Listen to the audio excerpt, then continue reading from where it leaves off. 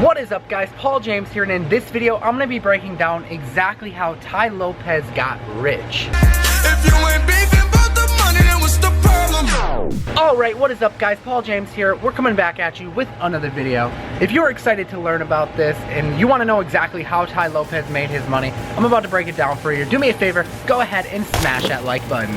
Also, if you've never been to the channel before, this is the place where we talk about motivation, entrepreneurship, building businesses. So if you're into any of that stuff, do me a favor, drop below this video right now, hit the subscribe button, and then after you subscribe, if you comment saying I have subscribed, I'll actually go back through, welcoming you to the channel, and just thanking you for subscribing. I'll reply back to you. Because I'm just so excited that you're here with me today.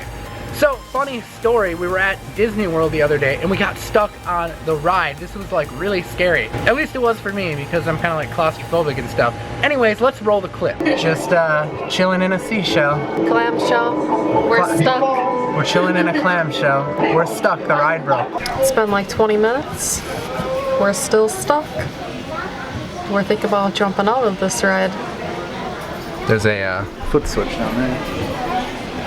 I was about to just use the camera and like pop it open and just pop up. But apparently they're gonna let us out. And it's all lit up. I was hoping we'd get stuck somewhere down there so that we could walk through the ride. That would have been pretty cool. Sweet. Oh yeah. So that's where we're at. Go to the bathroom. They said they're gonna holding us hostage. They said they're gonna give you something for the inconvenience. But as of right now all we need is like a bedpan or something. Yeah. I'm gonna jump out in a second. They're holding a secret meeting over there. What do you think they're talking about? They're conspiracizing. Let me out, boy. Let me out, boy. 12 o'clock midnight. This kid's because he's ready to jump out of his clamshell. Yeah. Bro, just hit the pedal down there. It's weird, but you'll release it. Watch your fingers. I'm getting out. Watch your fingers off. Can you release mine for me too? Thanks, bro. Thanks, man. You rock. He released us. See, I just had to show him the way. Now that that kid helped us escape from the ride, Carrie's running to use the bathroom. Alright, so here's a quick recap of what happened. So, we get on Nemo, and we start taking off on the ride. And we literally get like, I don't know, like 5 feet, 3 clamshells away from the entrance, and the ride breaks. And we're on it for, let's see what time it is. Long time. It's 11:45 now. I think we got on that ride like, I don't know, 45 minutes ago, maybe 50 minutes ago. Right. So we waited in line to get on the ride, so. We got stuck on it. It started up over and over again, and finally just kept shutting off. We weren't going anywhere. And then they start letting people off, but I guess they didn't want to cause a traffic jam, so they were like letting people off who've been on the longest, I'm assuming, because they walked down. So we would have gotten off last. Yeah, so we would have gotten off last. Carrie had to use the bathroom. So finally, I instigated that kid who was sitting next to us. He was getting pissed. I could tell. He was ready to jump out. He was halfway out already. Yeah, he was hanging out the ride. They were yelling at him over the loudspeaker the whole time, saying, "Please remain seated. Please remain seated." So finally, I was just like, I looked down and I saw a pedal, and I was like, "Hey, just hit that pedal." And he hits his pedal and lets himself out. And I was like, "Hey, can you release ours?" And then he comes and releases ours. So I don't know. It was pretty funny, but. We got a fast pass to go back on it later, so. Alright guys, well that was pretty crazy. So I'm making this video because a lot of people go and they like type this in. One thing I like to do is I like to do this auto search thing. And when you come up into YouTube and you start typing, it auto suggests a search based on what other people have searched a lot. And one of the first things that pops up when I go and I start typing in Tai Lopez is, how did Tai Lopez get rich? So I figured I would make a video to kind of demystify this because it seems like no one really knows. Nowadays he's got his book subscription company, so that's obvious, but people are really wondering like, how did he get his start? Like, where did he come from? And it's kind of mysterious. So I'm gonna go ahead and I'm gonna share with you some insight that I believe is how he really got rich. And I'm not necessarily talking about like one specific business that he started or anything like that. I'm talking about like a strategy that he uses like in every video that I see. I found this interview. I basically went and I started watching some of these interviews. So eventually I landed on this one here. And this is what made me come to the conclusion. We'll go through and we'll just kind of show you the question here. So this is an interview where Grant Cardone drives around in, looks like a Rolls Royce with Tai, and he asks some questions. So let's just go and play the video. Hey, so Tai. Yep. Confessions of an Entrepreneur. I'm gonna be your priest. Okay. Okay. Yep. I'm gonna absolve you of all your sins, no matter how bad they are. Every entrepreneur sins. Would you agree with that? For sure. So, dude, I'd like to hear one of those big mistakes that you made, or stupid things that you did, like.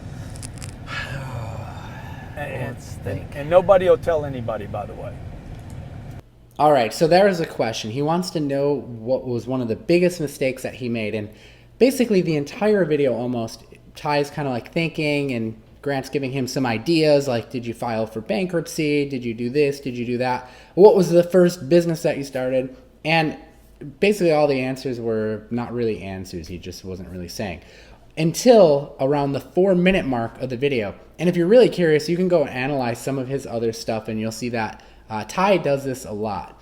And I'm gonna play the clip for you first at 4 minutes, and then I'll kind of explain here what the concept is. Crazy stories. Maybe that means I didn't think big enough, you know? That's probably it. I would say, I read somewhere your biggest regrets would be the ones you didn't know that you should have regretted, because you. Okay, so basically what he does there is he's using a principle called borrowed authority. Now what borrowed authority is it's a way to leverage someone else's authority or their knowledge or the work that they've done to benefit yourself. It's borrowed authority. So you're like basically leveraging what they did. And you'll notice that he does this a lot. He does this in interviews. He'll say, you know, Warren Buffett once said, or as Albert Einstein said, and he's quoting other successful people. And what it does is it allows people to basically come to the conclusion that you're an authority figure because you're leveraging someone else's authority. It's borrowed authority. So I want to share a way that you can actually use borrowed authority in a different way to whatever it is you want to do. If you want to land clients or you want to become a better salesperson, you can do this same thing. So number one is you can do it the way he does it by leveraging quotes from other people or books that he read. But another way you can do it is with affiliate marketing. So if you're into affiliate marketing, that's where you basically promote someone else's product and then you get a percentage of the sale for that product. You could do it that way as well. So there's a site out there. It's called offervault.com. Let me put it up there so you see it. Offervault.com. That has a bunch of affiliate offers. And basically what you could do if you wanted to boost up your authority is you could go through here and start looking for offers from big companies and basically become an affiliate of them. So I found an offer here from ADT. This is ADT Home Security.